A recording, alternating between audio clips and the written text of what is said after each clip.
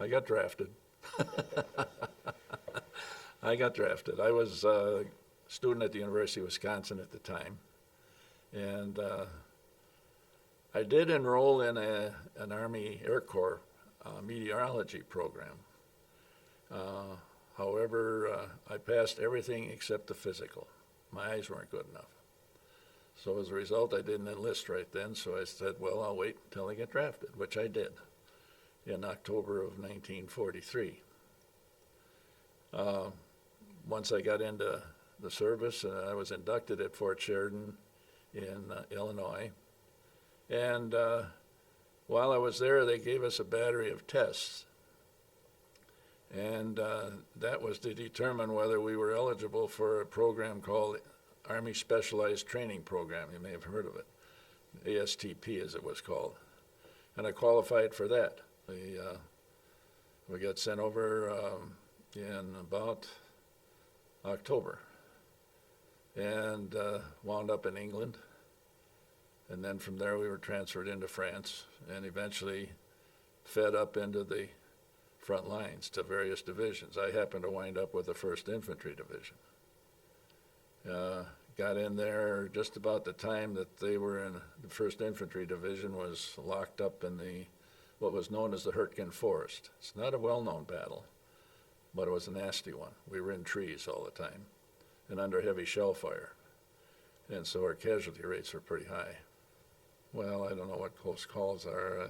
I had some shrapnel come in my foxhole one day, but fortunately I had learned a little trick through a service manual that I had seen in the barracks back in the States, in which if you're in soft ground, instead of digging straight down, you also dig sideways.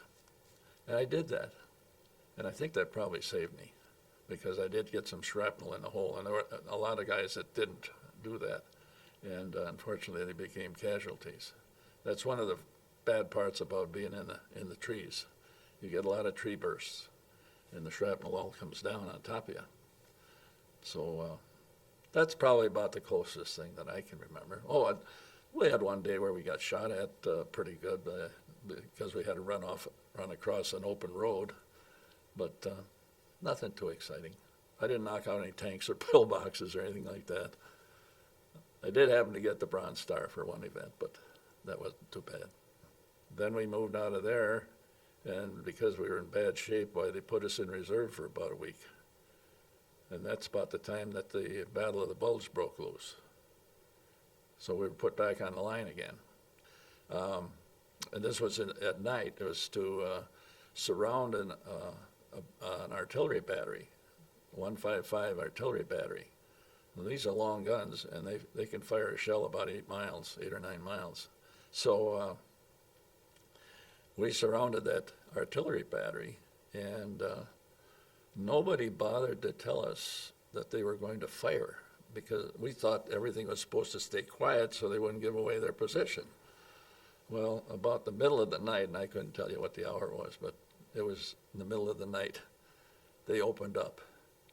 I thought the world came to an end because these guys were firing right over the tops of our heads. The sky lit up.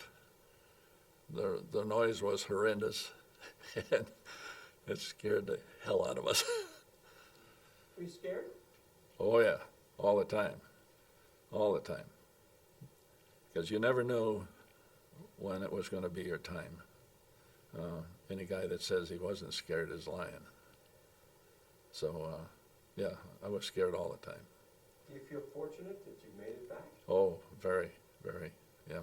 I had a couple of guys very close to me that didn't, so I know what it is. So yeah, I feel very fortunate. Are you proud to have served and made a difference? Oh yeah, oh yeah, oh yeah. Whether I can say that I wouldn't have missed it for the world, I'm not so sure about that, but I'm glad I did. I'm glad I did.